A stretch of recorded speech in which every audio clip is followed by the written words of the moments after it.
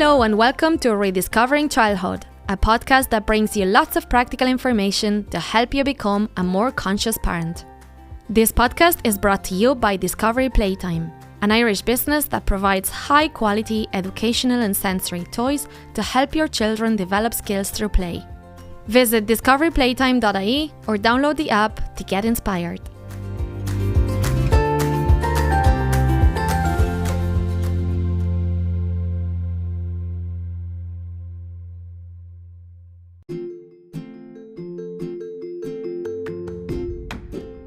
Today we're joined by Una Ryan from Remind Ed Wellbeing, and she will talk about well-being, play and regulation for children. Una combines her experience as a primary school teacher and as a mammy to show us how to help our children self-regulate and how to incorporate play and connection in our everyday busy life. She will give us some great tips to improve our relationship and quality time with our children so we can build trust, connection and resilience. Welcome to a new episode of Rediscovering Childhood. Today we're joined by Una Ryan. She's from Tipperary. She has 2 children and she's the owner of Remind Ed Wellbeing. And it's a business that promotes well-being prompts to be part of the everyday routine. Hi Una, how are you? Hi Maria, how are you?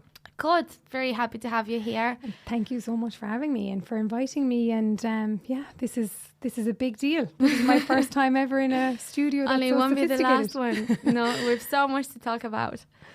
Great. So do you want to tell us a little bit about yourself, your background, what you do? So I am a primary teacher by profession and a mother too. And I've been teaching for 15 years. I've taught all the way from infants to 6th and mainstream and then SET more recently. And I kind of find myself as a person, I tend to like a challenge. And the opportunity came up in my school years ago to move to infants to teach. And I had this huge interest in play-based learning. So at that point, I applied for the Masters in Education and went back to Mary I to study that part-time. And my principal was really accommodating and gave me the chance to teach infants while I was studying for that. So just Ashton was kind of just coming to the fore in school and used a lot of play-based methodologies and did my thesis based on using sociodramatic play to teach language to infants. And I suppose just fostered my own fulfillment. Yeah, my mother always laughs at me when I say, I'm doing this for my own fulfillment because it just feeds that curiosity and that side of me. Yeah, I suppose it's really important that you enjoy what you're doing. Otherwise, no one is gonna, it's kind of contagious. If you're enjoying it and you love what you do, then the other ones nearly have no choice. Yeah. They're going to love it as well. And knowledge is so empowering and it's so exciting to be able to read about something, but it's even more fulfilling and exciting to be able to go back and put it into practice with the children you're working with. And you learn so much from them. And I'm a real active learner. I'm a real visual learner. And I love to kind of just make learning as fun as possible, because when children are learning in a fun-based manner, then they're intrinsically motivated and they're immersed and they're completely in the moment and they're present. And the benefits of that to their well-being and their overall development it's phenomenal. So that's my kind of the professional side of me. In the last couple of years, I went into a job sharing role and I took on a whole new perspective as a primary teacher because I became the special educational teacher in my school. And that has been eye-opening, to be honest. That kind of coincided with becoming a mother for me, and becoming a mother was a huge catalyst in my whole world, in everyone's world, I think at some point or another. But it just helped me to, I suppose, bring that maternal side of myself into my job a little bit and to provide that kind of nurturing space for a child that might need that type of support or an ear to listen to, or, a whole class setting can be really hard to find that time to connect with a child on a one-to-one, or, I always had this mission on the day to, because I've taught classes up to 30 plus children, to say every child's name at least once and to make them feel comfortable. And the benefits of that are just so huge for children, and that sense of belonging, and that safe space essentially. But to go back to my job, I suppose I saw another side of things, and that's where my interest in well-being really started to grow, because I was looking at my own 2 children and wondering, they have this safe space at home. We call it our happy bubble. And I was thinking, my little boy is due to start school in September, and you're thinking about formal education, and you're thinking, junior infants, will he get to play as much as he plays at home? Because he was in a very, a wonderful preschool where it was all play-based learning. There was no letters. And I really liked that. And it was up to him if he wanted to go to the drawing area and draw or write something. And I was wondering, what will be there to support his well-being? Because I know how intense this primary school day is, being a teacher and having been in different class settings and scenarios. And I really wanted to have something out there, and that's where Mind Moments came from, and we'll talk about that later. Just creating something that enables teachers and even parents to foster a sense of well-being and have something tangible they can use for a couple of minutes every day to make well-being part of the everyday normal routine, to have children feel supported and safe, and to build a self-awareness essentially. So it's been it's professionally, it's been amazing to kind of get that opportunity and to start a business and to be able to put that message out there. Yeah, that's amazing. And I suppose it helps you create a more holistic approach in the classroom as well, because you could see the needs from both sides. Absolutely. And how you can combine those in the classroom. Yeah, because one doesn't work without the other. No, and our brain, the more we learn about it, and there's so much research and neuroscience out there now about brain development, and our brains aren't fully formed until we're in our mid-20s. Wow. And people forget that. But also on the other side, 90% of our brain is formed by the time we're 5 years old. So we need to be very cognizant of that, especially in the early years. And language acquisition and role modelling and peer learning and social cohesion and inclusion and all of these things. If children don't feel comfortable and regulated within themselves in their lower brain, well, they can't actually access their cortical brain. And then that's where your logical thinking and your reasoning and your rationale comes into play. So we could be sitting there in a classroom or standing there and we're trying to connect with 30 odd children, or even 10 children, or 3 children in a summer camp, whatever the case may be, or even our own children. But if they're completely dysregulated, we will never get that engagement. They will never learn. So it's trying to create that awareness and, offer those little simple solutions, simple prompts to nurture the whole self and to satisfy our physical and our cognitive needs, so that we can actually move forward into a place where we're ready to have the capacity to learn. Yeah. And what is self-regulation? So when we think about self-regulation, it's our ability to manage and control and, be aware of our emotions. So I shouldn't possibly say this, but I can, as an adult, I know myself when I'm completely dysregulated, and you can see it in other people too, the more awareness you get around it. So it's just that ability to manage and control our emotions and keep a check on ourselves and be aware of how we're handling situations. And for small children, and fostering their own sense of well-being, children aren't able to self-regulate until they reach 7 or 8 years old. Wow. Developmentally, some may be a little bit ahead and some may be behind that. And as I said, some adults needed to help on that too. We all do, because it's a daily process essentially. But when we have learnt and we've kind of built in this self-awareness within ourselves to kind of check in with ourselves and be attuned to ourselves and feel, I know for me personally, when I'm at home, I don't like too much noise. I couldn't handle a TV being on and trying to do something, or the radio even on. And even if I'm listening to a podcast, I generally like to be doing something very cathartic while I'm doing it, because it's just my own awareness of my own regulatory needs and things that overstimulate me. And it's really important to kind of acknowledge that and appreciate and respect that boundary, because if we have a self-awareness and we're regulated ourselves, well, then we can offer that co-regulation to our children who haven't currently developed the capacity to do that. So as adults, the children in our care, whether it's our own children, whether it's children we're teaching or we're working with, in whatever the setting may be, we are their co-regulators, and that's basically regulating in a relationship. That's why sometimes children kind of fall apart when they see their mom or dad after a day in childcare, because you're their co-regulator, you're their safe space, and you're their comfort. So I think regulation is just something I'm probably a little bit obsessed with, but it's hugely important for our well-being and for our overall sense of ease with ourselves and sense of calm. And, you know, I did a course recently, and calm is contagious was one of the things I took from it. That is very true. And like when we're calm and when we're, you know, there's days where we go through the day and everything goes to plan and everything just runs smoothly.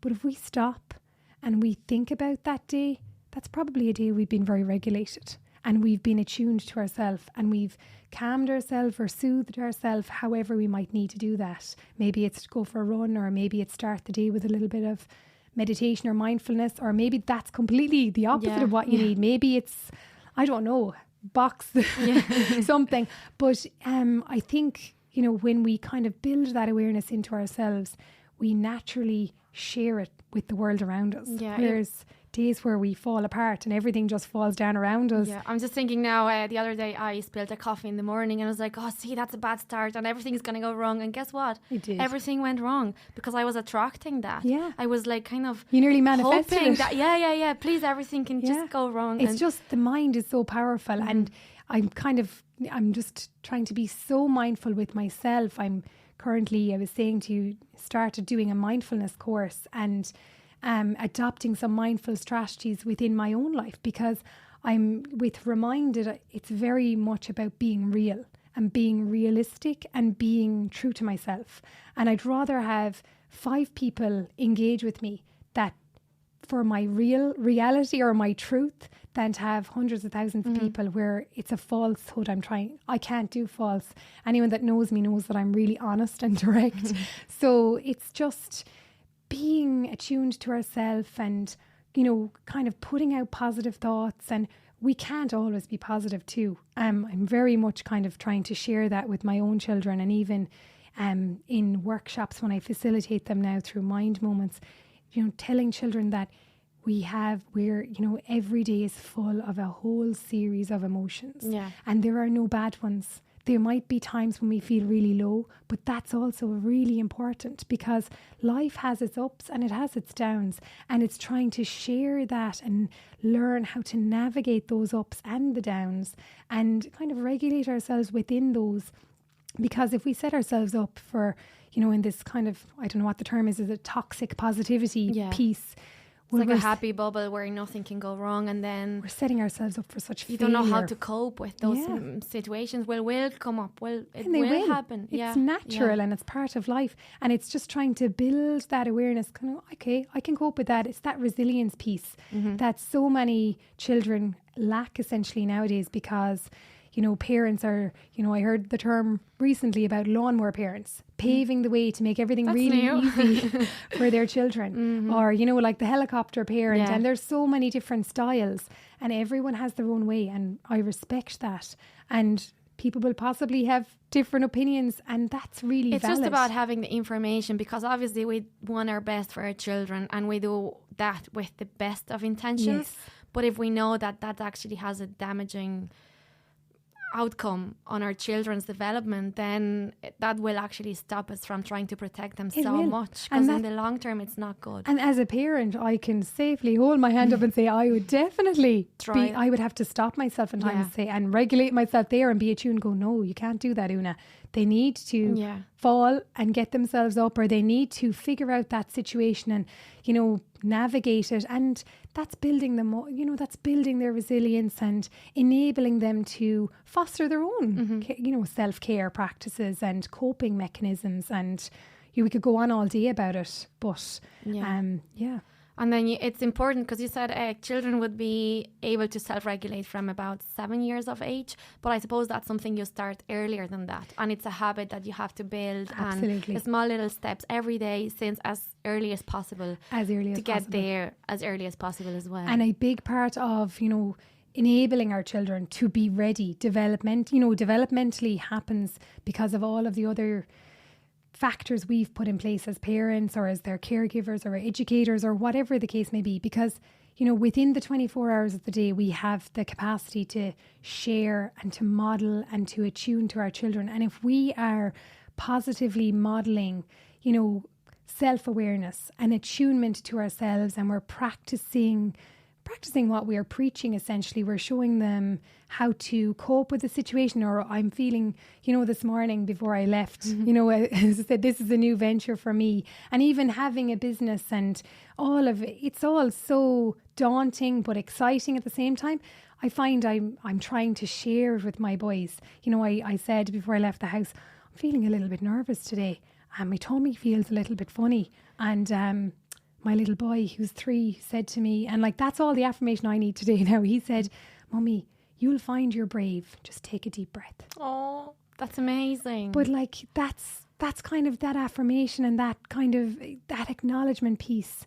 When we get acknowledgement or praise, not even praise, but that, that kind of, how do I say it? I suppose without using acknowledgement it's again. Just seeing the result of what you've been it's showing amazing. him. And it just makes you want to keep it going and keep showing them and keep sharing it with them. And that you're setting them up for, resilience building, and that you're enabling them to nurture themselves and that there are bumps in the road and there are moments where you're not feeling as good as you might like to feel, but knowing how to navigate them and to move through them and to cope with them, essentially. Yeah. And now going back to you and your own childhood, if you want to tell us a little bit, what was your childhood like and how do you think it has affected your choices as an adult? I'm always really aware saying it because I know that some people mightn't have had a brilliant childhood, but I had a wonderful childhood. I had 2 amazing parents who were really supportive, extremely hardworking. I grew up on a dairy farm in County Tipperary, and my husband always laughs, that you can take the farmer's daughter off the farm, but she'll still be a farmer. And I'm really proud of my background and my parents and my family. They instilled, I suppose boredom was a word we weren't really allowed to use, if I'm being honest, as no children. No one should use that word. I would vividly remember my parents saying, well, if you're bored, we need to give you more jobs or you need to go outside. And my childhood was kind of filled with playing outside, building cubby houses.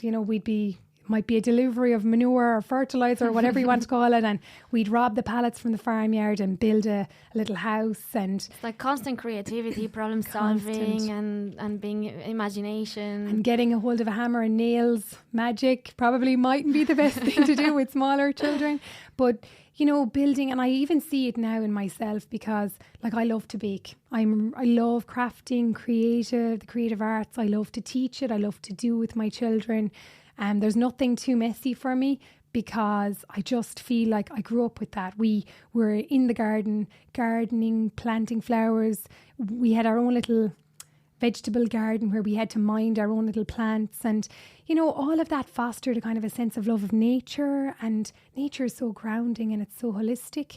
And then my mom was a stay-at-home mom. She was always there for us, always there to mind us and support us, but always helping out in the farm. So we were always kind of naturally down the farmyard, in the garden, and we had our own. And I think it's really important because there's this sense of achievement and also a sense of trust built. We had our little responsibilities in our jobs because it was busy and my parents were busy and my grandmother lived with us for a good while.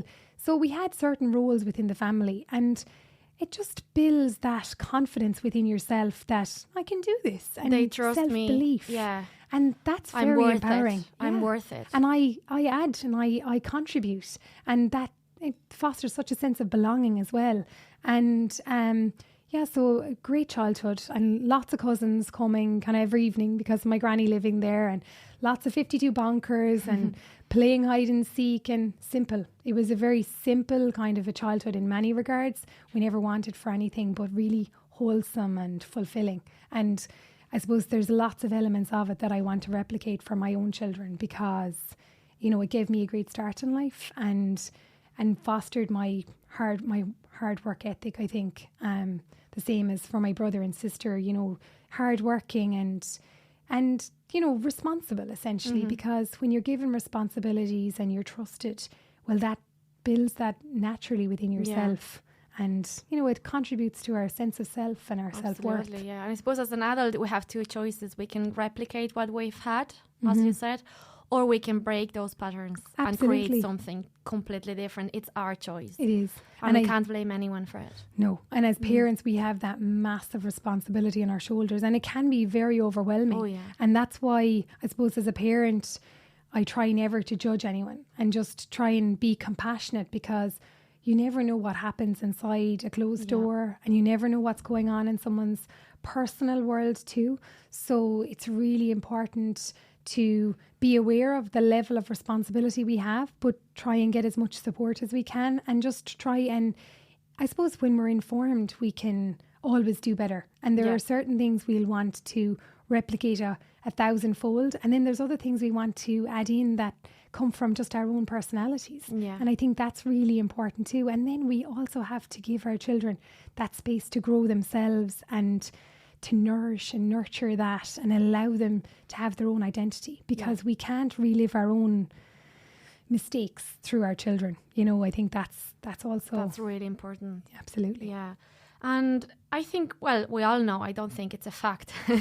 Society has changed a lot in the last few years in regards of technology and devices, and there's good use for it. It's, you know, we can take advantage of it, and it's absolutely incredible. But also, it can also be very damaging. Massively so. But because it's a long-term damage, we won't see it in our everyday life. But it can be very dangerous. Yes, and it's just, I suppose it's back to that piece as a parent and as a mother. And I kind of talk about it. I would say that I'm very much aware that, you know, as I said, everyone's circumstance is really different, but it's about balance. And in life, everything is about balance. And knowing a limit and finding a limit too that works for your own family. And, you know, as I said, you know, devices can be really positive, and they can have, and I'll come to that, but then on a negative side, I suppose I grew up in a world where if I was meeting my friends, I went and I met them, or they came for a play date, or whatever the case may be, or we'd cycle to the local tennis club for a game. But then when I cycled in the driveway to my home place, I was cut off from the real world. And the only way I could encounter the real world was through the news. But if my parents wanted to shield me from that, the TV didn't go on. And I suppose nowadays, children have the real world, and my little boy says real world a lot. Is that in the real world? Oh. But a lot. And it's, you know, it's in bed with you essentially, because they can have, you know, there's the phone there, or the TV or the iPad, or whatever. And I suppose the big thing with it is, you know, our child's brain, as I said a while ago, you know, it's 90% formed by the time they're 5, but there's still 10% of it not fully formed. And the negative impact of devices and of screens, if there's excessive use or there isn't a good sense of balance, can be so damaging, because, you know, it sometimes can stimulate the reptilian part of the brain, because that's activating levels of cortisol, you know, the stress response hormone. So we don't, you know, and this can have a hugely negative impact on our nervous system essentially, and it's causing children to have behavioural changes or mood changes, or it's stressing them out or heightening their sense of anxiety, and this is impacting their well-being massively. So now that doesn't necessarily happen after a few minutes of being, you know, encountering a screen, but it's that awareness, because more and more as a teacher and as a parent, you're encountering children that are having excessive lengths of time on these devices and with screens, and it's just to have that awareness. But I think for me personally, my biggest maybe kind of con with regards to screens is the passivity, you know, that passive activity it is stimulating. You know, I have had 2 children and they're not motionless beings. You know, we all know what children are like. They love to move. That's how they regulate. That's how they soothe. That's how they calm themselves. It's how they learn. And we know from neuroscience that we need that movement in our body to, you know, activate our lower brain. And when that part of the brain is calm and soothed and regulated, then we can move on to accessing our reasoning skills and our rational thinking. So movement. We don't want children to be motionless and sitting there passively looking at something, or, that's not working, and that has a massive impact on. And we can't well-being. blame them for their bad behaviour when we're not providing the space for them to self-regulate. Absolutely. I saw that last week there was 2 kids fighting. They found 2 pillows in the classroom and they were hitting each other with the pillows, and I said, because it was raining and raining and raining and raining, so they were inside for too long. And then I said, look, you can hit the wall or the floor, but don't hit each other. And then they started trying to knock things off the wall and pictures with the pillows, and I said, look, put your raincoats on, we have to go outside. They just needed that input. And we did the bear hunt outside, and it was absolutely incredible. Came back inside, they picked a book, sat down on the floor, read a book, no problem. Because they had regulated. Exactly. And I read a piece of research lately that, for every hour spent on a screen, we need 3 hours in nature. Wow. To reset and re-regulate and to ground ourselves. And I think that, I suppose for my own generation growing up, we spent huge amounts of time in nature. And we were very regulated. But it doesn't work the other way around. If you spend 3 hours outside, you don't need it 1 hour. No. No, not at all. No. But it's that piece of kind of holding a balance, holding a limit, and being aware of the impact that it has. And then there's the positive side where, I was saying to you before, and my little boy had chicken pox just in the last few weeks. And he was really miserable one of the days, and I asked him what would he like to do. And here's the big pro of screens, I really want to watch a movie and build a fort. So we built the fort, and my husband came home to anarchy. They could barely see the 3 of us in the living room because we were underneath all the blankets and the pillows all around, and they brought their teddies, and it was magical. It was so connecting, and we all got the regulation we needed from that in that moment. So, there are the pros. He'll probably be hoping to get chicken pox again next year.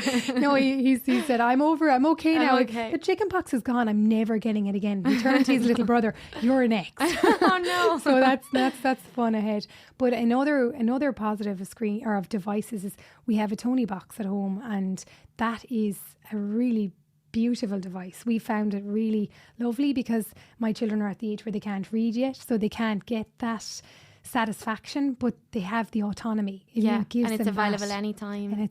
And they can go in and they can listen to their creative Tony that we've built together, or they can just listen to a favourite story, and that's magic. And then it opens up the world to, there are, like the octonauts, as I said, we have it on our list to go to the aquarium this summer because we've been exposed to that world through screens. So there's always there's that balance. We like to also, if we go to walk for a walk on the forest or something and take pictures of flowers or different marks on trees, then we go home. So they take the pictures, and then we go home, and then we research what they are, and we learn from it, and then they write about it, and then we go and do gardening. So it's that balance. It is, and it's the different stage of where your children at versus mine. It's magic. A bit older, because screens have such a positive impact at different stages, and when likewise on the flip side when they're used right.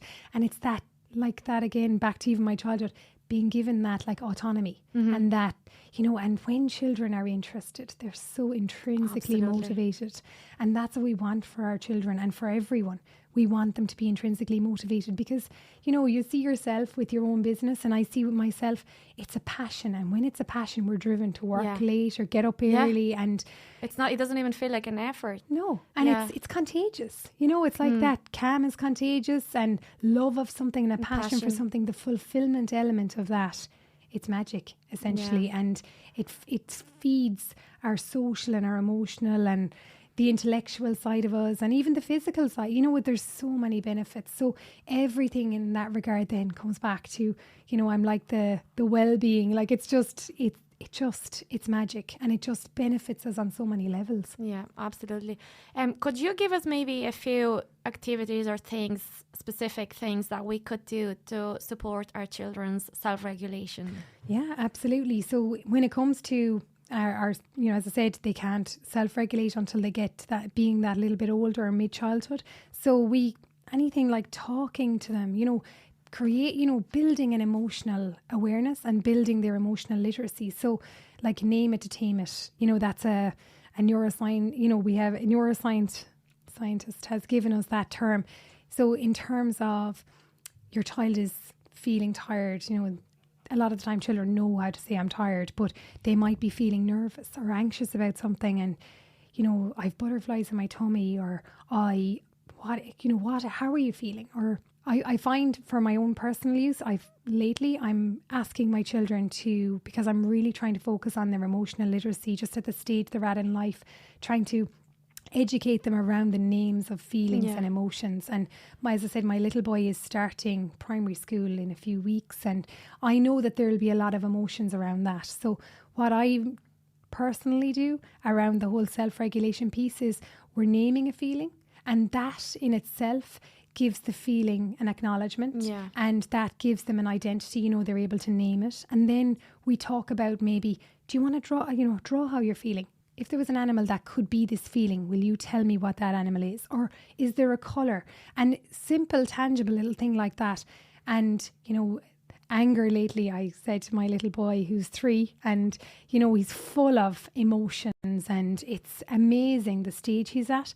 And he can express his emotions in ways that your average 3-year-old expresses them. And I said, if there was an animal that you could attached to this feeling you're feeling right now, and he said, a lion.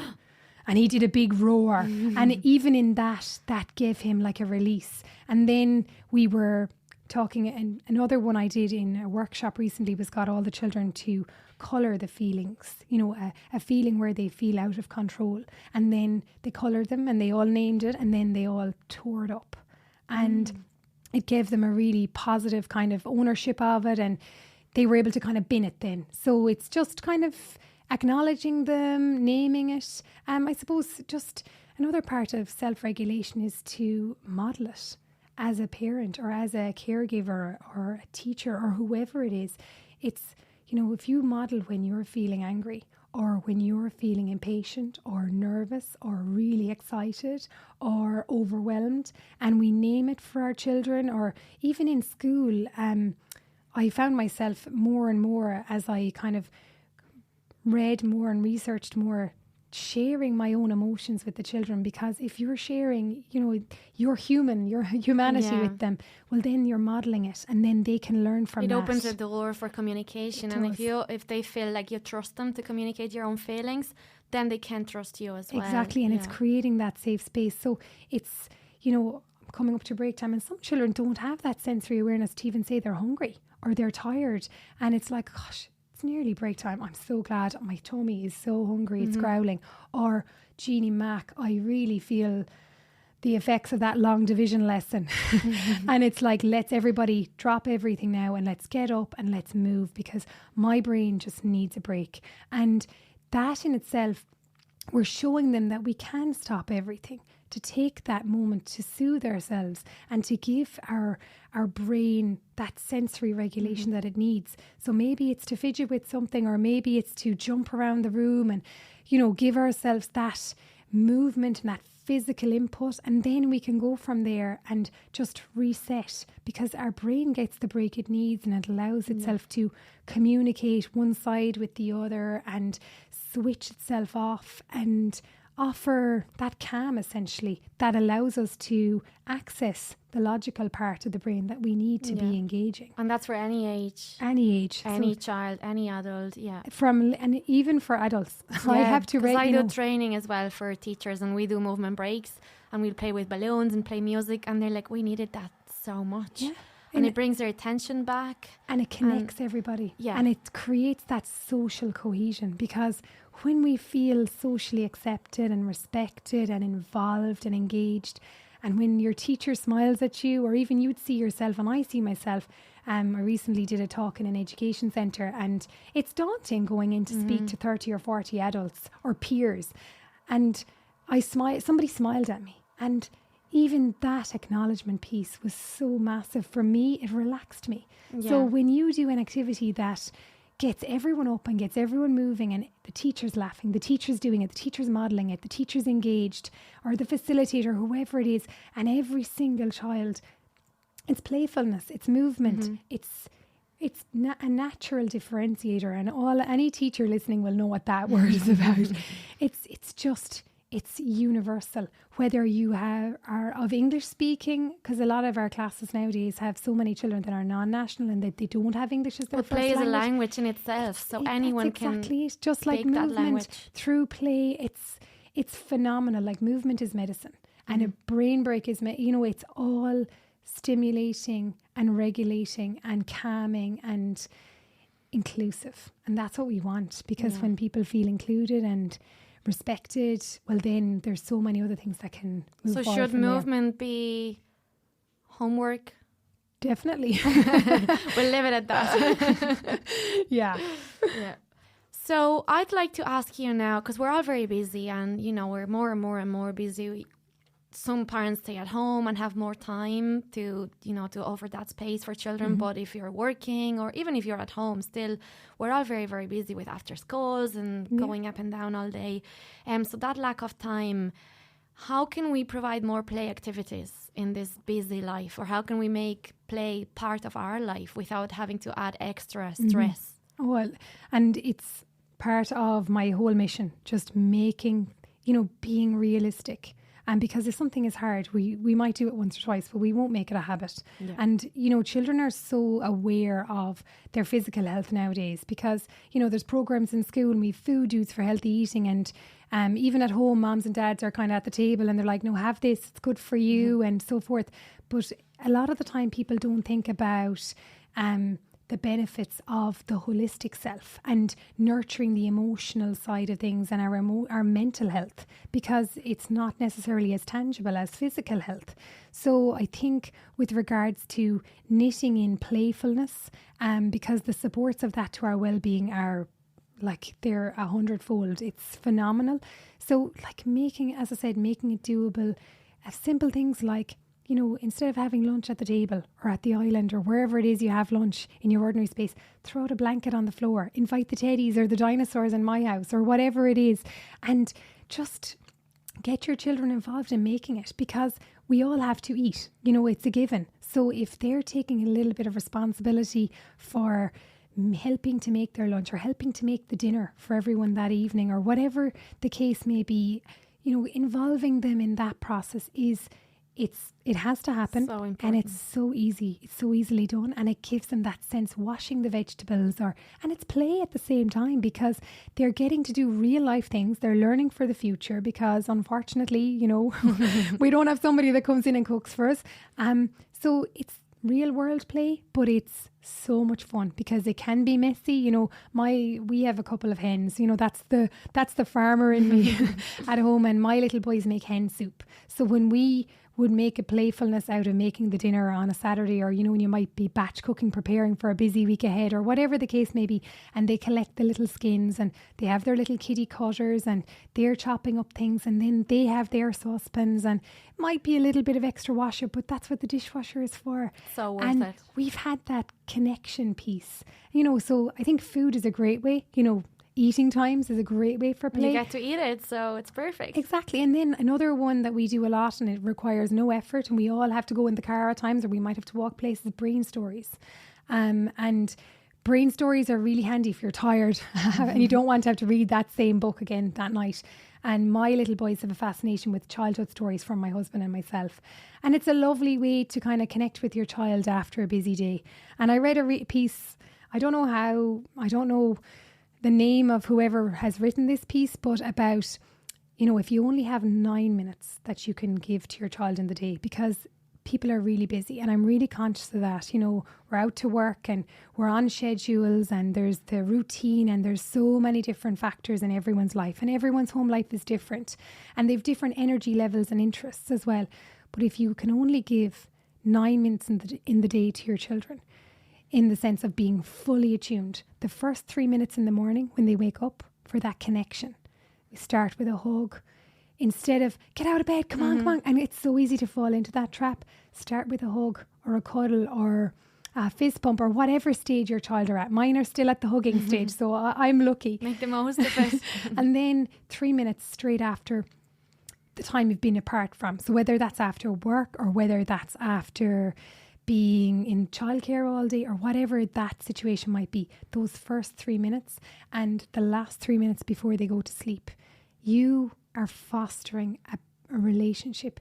You're supporting, you're connecting, you're engaging, and just leave everything else away in those 9 minutes. And I don't think 9 minutes is unrealistic for anybody, especially when you break it into 3 lots of 3. And, that is another little simple way.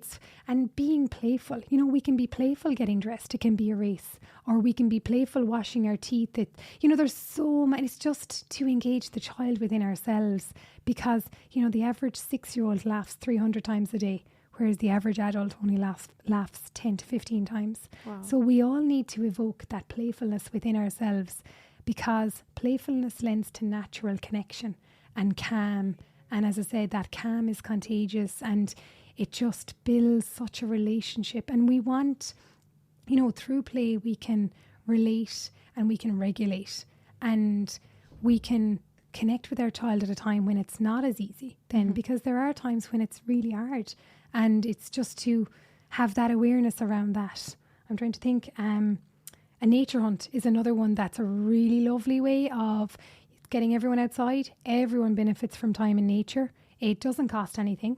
And it's amazing what you can see and the chats that you can have. And that's what we want. We want to chat with our children. And sometimes you'd find yourself in the middle of a field, in my case maybe, or, the local woods or wherever it is. And that's when your child opens up and you hear something about school a month ago. And you're like, how did I not hear that then? But it's just because they're so relaxed and so comfortable in that space. So I think as much as we can do outside, and as I said, the house isn't getting messy, because some people really don't like messiness. So, but we're still being playful and we're still connecting, and it's just that family time, or that one-on-one, or whatever the ratio is in your home. But those are just a couple of simple, playful things that we can knit into our day. I spy in the car. Simple as that. Just play is just universal. And I find that going for walks or nature hunts, what I do is I leave my phone at home, because it's so easy to get distracted with, I'll take a picture of you, or I'll, a message or something. I leave my phone at home, and it's quality over quantity. Absolutely. So and those few minutes, I'm here for you 100%. And you're actively there, and you're not, like that. I would have to tell myself at times, don't take a picture of this. Yeah. Let's just be in the moment. Let's be present. Yeah. And we have that at home in my house. There's no phones near the dinner table, or when we're having family time around the table. And I know that doesn't work for every family, because it depends on work situations and that. But for us, it's a no-go. And there are times where you just don't need your phone. If you need to be reached, they will get you when you need it, because there are some things that are just too important to miss out on. And, every day everyone's getting bigger and older, and it's to kind of appreciate that time and, nurture. And as you said, quality over quantity. Yeah, those are the moments that they'll remember. And I'm interviewing them in this podcast in a few years. They'll tell me about it. Yeah, exactly. Yeah. So, Una, I'd like to know, what is the most important thing that you want your children to learn, and how do you make sure that they learn that? I think self-awareness, and just being aware of themselves as human beings, and being aware of their emotions and how they can support themselves, and how they can foster, confidence and self-belief. Because I see it anywhere. I've been on a career break this year from my normal role as being the primary teacher, whatever, with setting up the business and going into schools in a different capacity. You're going in to facilitate a workshop, and you're encountering children on a different level, and different things are coming up. And I think one of the most prevalent areas that we're not seeing with children is they are not able to affirm themselves. They don't have this positive self-belief. They're plagued with kind of this self-doubt, and they feel it's unusual. It's weird to kind of say, I am brave, or I am kind, or I can do hard things. And those little simple affirmations, and for some people, they just think it's a little airy-fairy. But to build that mindset and that growth mindset into our children from the very beginning, from as soon as they can talk, and to nurture that at home and in school on a daily basis. Because there's only so much the school system can do, because you only get these children for 5-6 hours in the day. And a lot of people are blissfully unaware of the pressures that go with being working within the education system. People have, their own view based on their own educational experience, whether it was positive or negative, or they think you go in and it's 9 to 3 and that's it, close the book, move on. But like, there's so much pressure in the day. And trying to foster a sense of self-belief in children every day in school for even a minute, getting them to affirm themselves. I've been doing this thing in the workshops where we do rhythm, like there's rhythm is regulating, it's scientific, and we march to affirmations. So they're getting that kind of sensory input, but they're also affirming themselves, and it's fun and it's engaging, and it just, then they'll find themselves outside of school and they're saying it again, or they're at home. And it's like singing Baby Shark. It sticks in your head. It does, yeah. Especially if you get a really good rhythm. And I really want my own children to have that sense of self-belief, because if I can just get one child out of a Mind Moments workshop to go home and say, I can do it, then I've won that day. What's more powerful, to tell them you can do it, or to show them that you're telling yourself, I can do it? Oh no, modelling it, absolutely. Because if I'm modelling it, like today before I came here, and my little man telling me, and every night we have this gratitude practice, and I ask them to tell me one thing they're grateful for that day. And for some people they think that's off the wall maybe, but for me it works, because I'm trying to foster that, and I start with something I'm grateful for. And now every night, without me even prompting it, they'll say, I'm really grateful for, and yesterday we got outside because it was raining for the last few days, and we hadn't had the same length of times outside. And because he found 4 superworms, and because superworms is a story I've been reading lately, and we've been looking for them outside and rehousing them. And it's just, even in that, minding the worm and nurturing nature, because nature is nurturing for us and we have to support it and mind it. And there's so much in that then with recycling and that process and that respect, the world, it's very cyclical, our whole world, and everything is related and interconnected and interdependent, and it's trying to nurture that from the beginning with our children. And if we're nurturing nature, we're nurturing ourselves, and we're grounding ourselves, and we're being self-aware, and we're supporting ourselves on levels we never thought imaginable. So for me to foster that, every night my boys, we have our little ritual of our couple of things, and we have our gratitude practice, and then we finish with I am, and they have to give me 3 things they are. So it's like, I am kind, or I am brave, or I am getting more independent, or whatever the case may be, affirming themselves. Because I think as parents, we have the power to show them that and to teach them that also. And that's what I want for my boys, because if they believe in themselves, well, the world is limitless. Absolutely. And you can do anything you want when you believe in yourself. Yeah. Even if it's the most impossible thing. Nothing's going to knock you down. Nothing is going to knock you down. And it builds so many other aspects then, because they're more resilient, because they have that self-belief and they have that positive self-thought. And at the same time also, you will have the negative thoughts, and that's okay. And it's normalizing that and saying, well, I am nervous, or I am scared, but how do I work through that? So that self-awareness and self-belief is definitely one of the most important things I think I can, aside from wanting health for them always.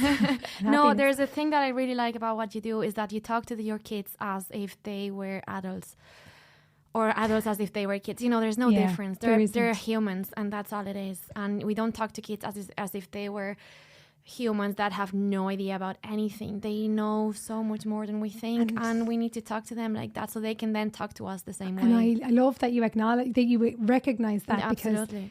I suppose when I did my master's and I used sociodramatic play to teach children language, there was I used to have a puppet, and I'd take him to different real world scenarios. And I remember getting a tour around Shannon Airport behind the scenes with this puppet called Ed on his Ed's escapades, and getting into the cockpit and learning about the hydraulics and the puppet doing it, and then showing my junior and senior infants. And I had 29 of them that time, and there wasn't one of them that didn't know all of the language associated with the airport, or because some of them would never have had that experience at that point in their life. So language acquisition is heightened until 7. So why shouldn't we talk to our children like they are adults in terms of appropriate material? But language there's nothing off limits because, you know, we had a conversation lately about the white blood cells, you know, and I don't have a science degree, but about that and building the immunity, because my little boy was so upset when he had the chicken pox the first day because he was so miserable, and explaining, well, you won't get this again because you'll build the antibodies. So it's that piece. They are equals, and to treat them that way, and then they'll treat everyone else that way, because it's back to modelling and attunement and sharing the calm and in the chaos at times as well, but just trying your best. And, you know, we're all doing our best, and that's good enough, and nobody is perfect. And showing your own sense of self, you know, days where you're kind of tired and going, do you know what, I'm going to take a minute in front of them. Yeah, absolutely. Or show your sadness, because as I said, we're never always happy, and life can be hard. Part of life, And if you show them how to get through that, then they can remember that, hopefully, and use it themselves when they are stressed or anxious or scared or upset. Yeah. So tell us about the cards, the Mind Moments. So Mind Moments was co-created with myself and my friend, and we basically had a shared vision, in the sense that our children were on the cusp of starting primary school, and we really wanted a product that would share little simple well-being prompts for children on a daily basis. So the whole mission behind Remind Ed is making well-being a part of the everyday normal routine, just like brushing our teeth, just a couple of minutes. And for me, with Mind Moments, basically it's just a card. You take the card out and you follow the 4 simple prompts, and you over time will develop your own prompts. So we have move, play, breathe and say, and they follow that process because it's all part of that upregulation and downregulation. So sometimes children are overstimulated, their mind is racing, and they need that sensory input. So basically just dropping everything. Some children are really lethargic, maybe. Some children are hyper. So when you start a mind moment, you say the next 5 minutes we're doing mind moments. And for me, with Remind Ed and the vision, it's just basically to have them in every class. Because if every child is getting at least 5 minutes in the day where there's a focus on their own bodily attunement and their own feelings and their own well-being, well, that's setting them up for life, essentially, because they can draw on, okay, I'm feeling overwhelmed, I'm going to move. They have a strategy, they have a prompt, I can play a game, I can go for a run, I can just jump up and down and do 10 jumping jacks. Because mind moments are really simplistic. They're basic because that's doable. Simple is doable, and you can repeat it, and you can literally follow the card, or you can change it up. It's like a well-being recipe. So play, simple game. Maybe it's I Spy, maybe it's Simon Says, maybe it's everyone follow the leader, maybe it's roll around on the floor in different animal poses, or maybe it's a disco. Whatever gets you to connect and engage with the children around you. Then breathe is just a simple breathing activity. A favourite in my house at the moment is breathe in the flower, blow out the candle. And my 3-year-old loves that at the moment, the 2 fingers on the go.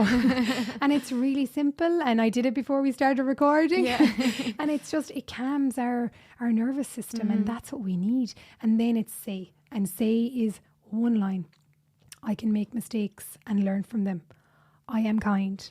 I am a really good person. I'm doing my best. And it's that positive affirmation, and it's lending to that growth mindset. And we don't want our children to grow up with a fixed mindset. Everyone is learning every single day. We all need to have growth mindsets, but some people just choose to remain fixed, whether they're a child or an adult. But we want to foster a growth mindset within our children, because we know that will support their well-being, because there's nothing that'll become too much then. Because if they have that growth mindset, they'll get through the lows of life and the negative times, or, the times where things are overwhelming, and they'll be able to bounce back and be resilient. And that's what we're trying to foster. And Mind Moments, the mission around that is just making, as I said, well-being a part of the everyday normal routine with 4 really simple prompts. And it's all down to the energy. You can do it at home with your children before bed in the nighttime, or when you get in from work to have that connection piece for 5 minutes, or summer camp, or after school club, or in the classroom. We did them at the airport in Lapland coming back, so it was really cool. Brilliant. Okay, and that's it. Yeah. The only limit on Mind Moments is the facilitator. If you're enthusiastic, that's infectious. Yes. Like I said, that you get what you give. And it's that back to that mirror neuron piece. If children are seeing that positivity and that modelling of self-care, self-awareness, being able to regulate themselves, well, they'll naturally give that back, and it'll just become part of their daily routine, and they'll be able to draw on it then in times where they're feeling under pressure or overwhelmed. And it opens great conversations as well, because we all know when you ask your child, what did you do today in school? What did they do? Nothing. But if you use that, and then it opens conversations, and then slowly will tell you, their worries, or if they're scared about something, or they achieved something. Absolutely. So it's a great conversation opener as well. And it's, connection is a huge part, because when you all engage in the same activity, lots of classes use different online activities nowadays, but then the teacher is just sitting there correcting the copies. So it essentially defeats the purpose of connection. It. Whereas if you were there at the top of the room, in the middle of the room, at the back of the room, wherever it is, outside in the yard, in the hall, because I know some schools that have adopted them as a whole school approach, which is the best way probably to engage with it. They do them in their assembly. And, I get asked a lot, what's the best time of the day to do mind moments? And for me as a teacher, once upon a time I'd have said, after maths or something really busy and intense that had a big draw on the mind, especially in the older classes where it's not as concrete based. But now, the more I read and the more I research, and even the more interactions I've had because of being on the subbing circuit and doing workshops, I would say first thing in the morning. Because children can be very dysregulated, because we don't know what they've come from. They might have come from a house where it was really calm, or they could have come from 2 hours on the PlayStation or whatever that device might be, or the TV, or they could have come from a place where mom had a big meeting, or dad, or an argument at home, anything. We just don't know what's been going on. We don't know if they've had breakfast. We don't know whether somebody just shouted at them from the moment they got up. So every child, and there's 20, 30 children in front of you, is coming in at a different level, and we don't know where they're at, and where, how long it's going to take for them to reset. And then you're wasting time trying to teach them something that's not going to go anywhere. Starting with Irish and going into something. And they're worried about whatever happened at home. It's not fair on the children. So whereas if you give their brain that break and that regulatory piece, well, then they're ready to engage in the learning. And look, it's an investment. It's a time investment. Because you're not wasting time trying to calm or get everyone back. So just starting the day with something regulatory. And that's what inclusion is all about. It's not having, 500 different million things. It's just having that space where everyone comes together. And I think more and more nowadays we're seeing very perfect looking classes and school situations, and it's really, we don't need any of that. No, we just and need school's to saying we connect. don't have enough resources, and you look around, it's like you actually don't have a space for any more resources.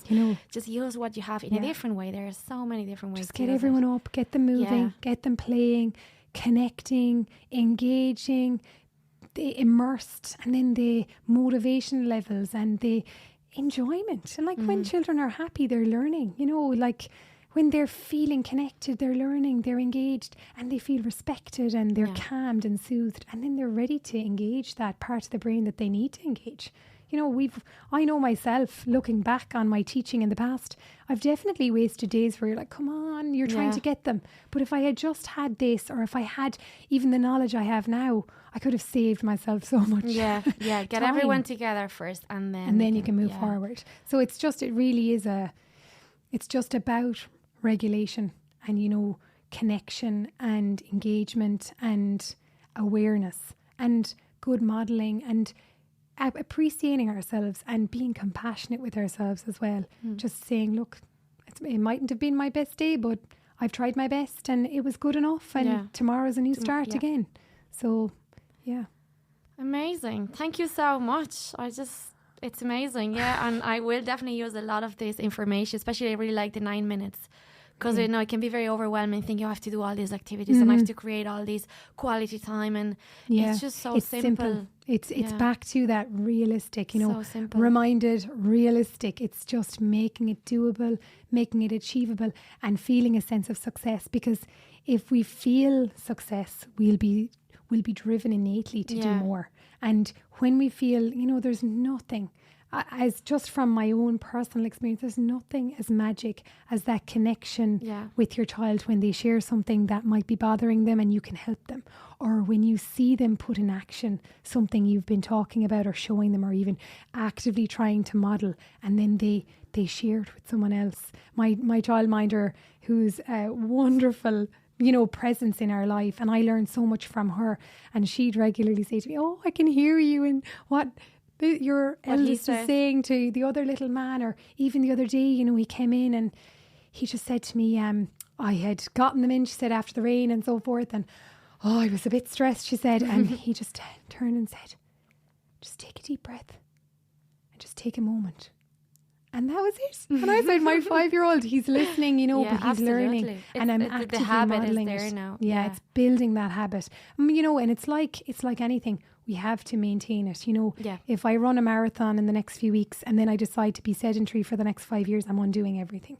So it's just, we have to build on it every day, be consistent, and give ourselves a break. Because if we're not compassionate with ourselves, and I think as a parent that's so important to show ourselves compassion. If we can't show ourselves compassion and be attuned to our own well-being and our own sense of self, well, we'll never, our children, no matter what we tell them, they'll never have it because they won't have seen it modelled. So we get what we give, so we have to do it for ourselves. And anyway, the benefits are they're phenomenal because we feel better, and then everything goes better, and we're more positive, and we're able to handle the tougher situations as they come. And I know that from experience, because I would have been the worst in the world at self-care, worst in the world. Yeah. And you just burn out, essentially. So you're no good to anyone then, and your physical health gives up. So we really have to be, I say everything I say from a place of truth and honesty. And that's why I'm really, really harp on about the fact that Remind Ed is about realism and being real and being truthful and just making it doable and giving yourself the credit for what you do too. I think we could end the episode with the flower and the candle thing for everybody. Okay. Can we do that? Yeah. Okay. So I don't know if I need 2 fingers? Yeah, 2 fingers, your 4 fingers. One in each hand? Yes, absolutely. Okay. And basically we're going to breathe in the flower. So one finger becomes the flower and the other one becomes the candle. Yeah, so the left one can become the flower and the right one can be the candle. So we bring the left finger up to the mouth and we kind of just breathe in, and we're trying to, the most natural form of calm we can achieve is through diaphragmatic breathing, or belly breathing as we call it at home. And a lovely one for before bed with your children actually is pop a teddy bear on their belly. And their favourite teddy usually, or the one they're most fond of, and the one you can't live without, basically.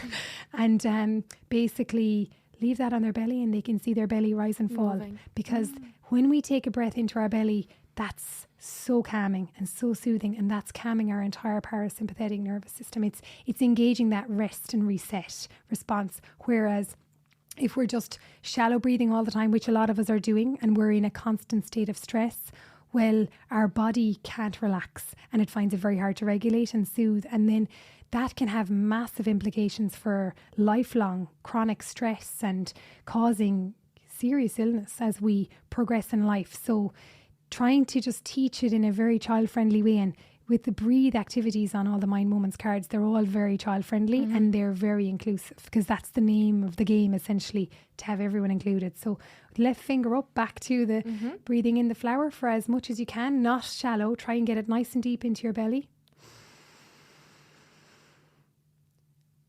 Blow out the candle.